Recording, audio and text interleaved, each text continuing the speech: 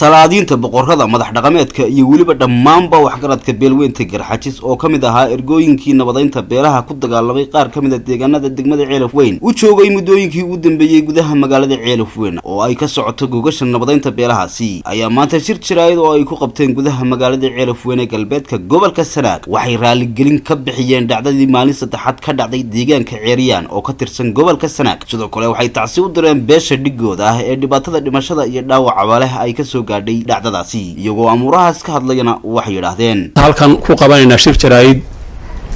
oo qorshihiisu yahay raali gelin iyo tacsi laga raali gelinayo aanu ka raali gelinayna hadii aanu nahay beesha Garxajis mashaqadii ka dhacday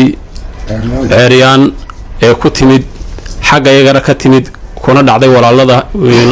dadka aan walaalaha nahay xaqiiqadii waxaanu helnay inaanu gacanta anagu leenahay mashaqada meesha ka dhacday waxaan ka tacsiyeynaya beesha Basanbuur oo aniga abtiyadaya arintaas aad iyo aad baan idinka tacsiyeynayna ilaahay samir iyo iimaan wixii dhintay haynaga siiyo xaaladaas markaa waxaanu aad ugu guubaabinaynaa waxaanu doonaynaa sida ugu horeysa in gacan bira wax lagaga qabto oo guurtiyeed oo salaadiineed oo arinta la iska dhaahiyo la iskana shafshafayo si fiican reerka calooshooda loo xaadho in arintu qalad ku dhacday sidaasaanu shirka loo qabtay sidaasaana macnihiisu yahay ilaahay idina wixii naga dhintay samir iyo iimaan inaga wada siiyo caloosheenina sidii aynu awal baahan jireen u soo celinaynaa waxaan aad iyo aad uga xunahay arinta murugada leh waxaan jecelahay inta la soo imanaya sida markii hore nabadgelyo u qabateen oo haysaan aad iyo aad baan arinta uga xunahay saadinta uga xiyay dhammaan shacabweynaha Garxajisna uga xun yahay waan tacsiyeena waxaan noo cadaatay aanu sheegay anagu qarin mayno gacantiinaanu leenahay anagu weerarkiinaanu yeelanay arintaas halka ka dhacday reerku hadday tahay habriyo isbari ama Garxajis bariba ama Muuse Ismaaciil كسيدك رير حامد كسيدك تفيدي واحد الشيء محمود حامد بان حتى وحبك وقين محمود حامد وعفرضي هل كعدة يسكد شيء وانتي وذا تاليش لشيء اي وين اغني حتى سوى عضها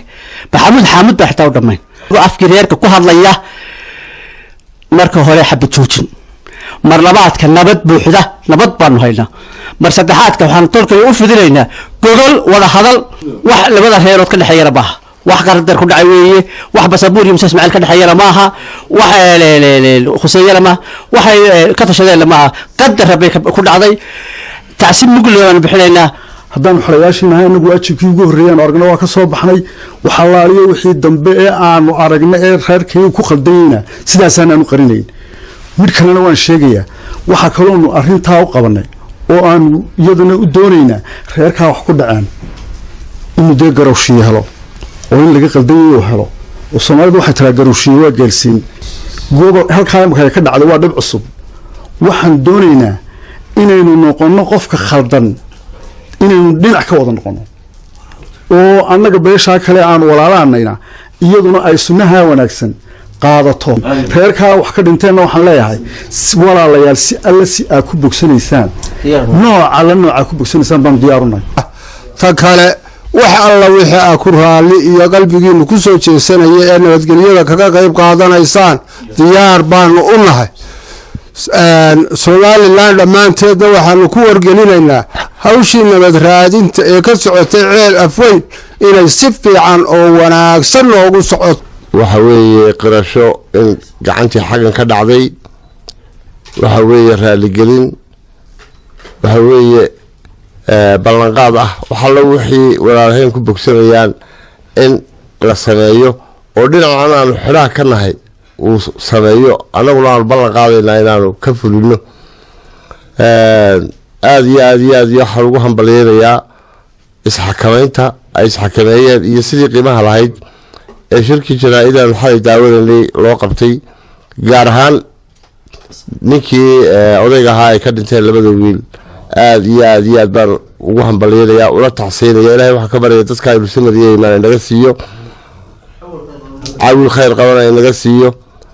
cawi khayr qaba insha Allah hadalkiisii baa ka garanayay in ilaahay laga heleeyay waxaan ballan qaadaynaa arrinta bogsiinteeda inaanu u dhabar adeegno isu taagno dhamayno halkana aan ka tagin ilaahay hawshaasi gabagabowdo hadalka leeyahay waxa weeye ku soo ururinayaa ilaahay dhacdada wixii dhibaha ka timi samriye baan guud ahaan Allah inaga siiyo gaar ahaan qoyska ay ku sii dhacday ilaahay samriye baan ka siiyo bedel khayr qabana ilaahay ha ugu bedelo waxaana jirta oo arrintu ay tahay waxa weeye wixii dhintay waa dhinteen waxa dambe in loo taliyo oo wanaaga lagu dhaqo oo cidda wax geysataana ay garowshiyo iyo wanaag keento cidda loo geystana ay sabirto ayaa had iyo jeer arrimuhu ku dhaqmaan marka arrimahan xitaa taguuda soo noqnoqonayana intaasun baa laga leeyahay waxaan leeyahay arrinkaa isaga ah kole waxaan loogu warramay oo warkaan ku helay in arrimo ka horreeyeyna jireen waxaan leeyahay waxa weeye kuwaa ka horreeyey iyo intan dambaba arrinka halkaa ku jira insha allahu tacaala waxaanu ku tala jirnaa oo qorshuhayagu yahay inaanu dhammayno oo kuwii horiyo mid dambaba halkaa labada reer dhexdooda inta ku jirta gacanta la mariyo si gaarana loo eego oo mudnaanta leh oo wanaajinta leh intaasaan halkaa ka leeyahay guud ahaana dadka waxaan ugu baaqayaa gobolkan degan ama dhulkan degan in laga waantoobo gacanta iyo dilka in laga waantoobo shay wadahadal jooga oo wadahadal lagu dhammayn karo inuu gacan iyo dil noqdaa waa khasaare weyn axmed mursal askar star TV ceelaf weyn